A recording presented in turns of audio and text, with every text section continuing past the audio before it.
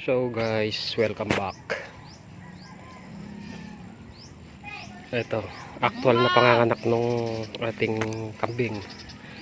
So ayan na guys. Ayun, nakalabas na yung ayun yung ilong. Pagka ganyang nahihirapan guys, pwedeng hilain na lang. Kuha ng basahan. Yung itsura ng mga paa niya guys, sigurado malaking malaki. Kita din sa mga paa niya, oh, laki.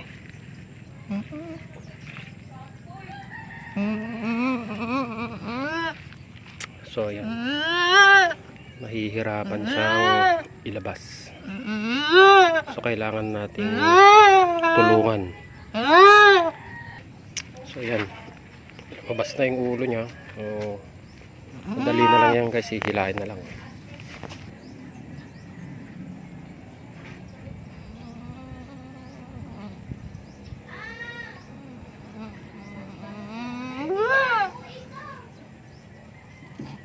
Ay, ang laki.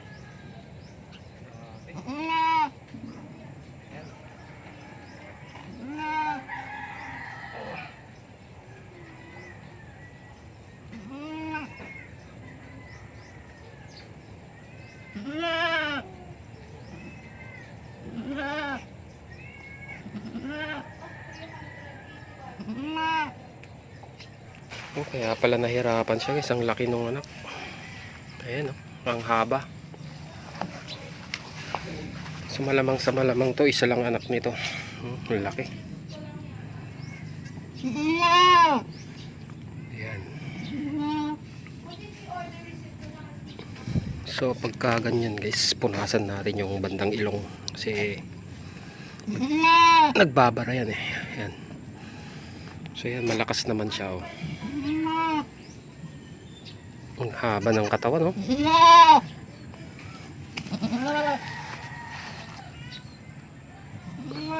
So since maulan ngayon guys, papasok na lang ulit doon sa may lilim. So ayan, dyan muna siya para hindi siya maulanan eh. Medyo maulan pa ngayon. So ang gagawin dito, bibigyan na lang ng pagkain. Hindi muna ipapastol ng mga ilang araw. Ayan, grabe ang laki nito. Kitang kita naman oh. Ang hahaba ng paa. So talaga sigurado ito isa lang anak nito. Kasi ano nga, first time mga anak. Ayan, ang laki oh. So isa na naman to sa ating aabangan guys. Bukas observe natin kung paano yung ano niya, health niya, para kung sakaling makita natin na ng panghihina, turukan agad ng iron. Pero bukas tuturukan na to, pero kung malanganin siya ngayon, tuturukan ng iron agad.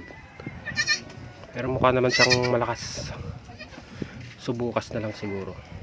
Dalawa sila, yung pati yung nanay tuturukan ng iron.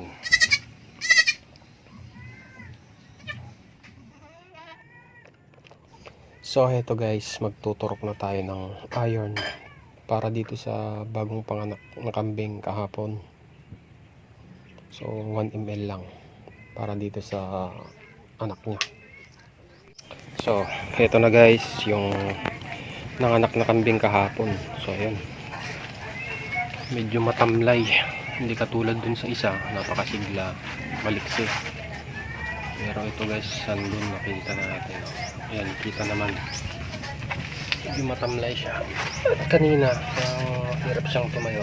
So, dito na tayo magbibigay ng iron. So, magtuturok na tayo ng iron dito guys. Ito. 1 ml. So, bigyan na natin.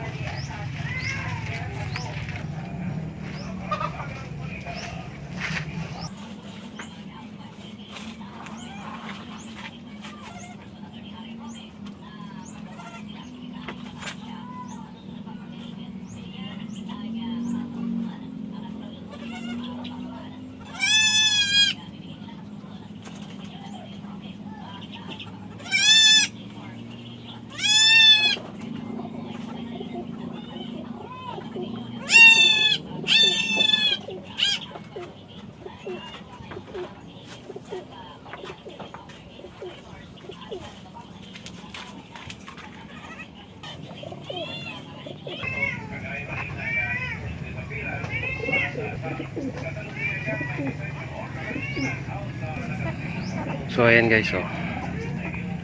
Medyo hirap siyang tumayo. Hindi katulad dun sa isang nanganak nung isang araw. Yung bilis naka-recover. Tsaka ang ganda nung balahibo na pintab. Hindi katulad dito guys. Medyo alanganin. So ito guys, compare natin dito sa pinanganak nung isang araw. Ang ganda na nung balahibo niya guys, oh. Isang araw lang yung pagitan nila, pero ito, tignan mo. Ang ganda na nung balahibo niya, ang kintab. Yan. Kumpara dito.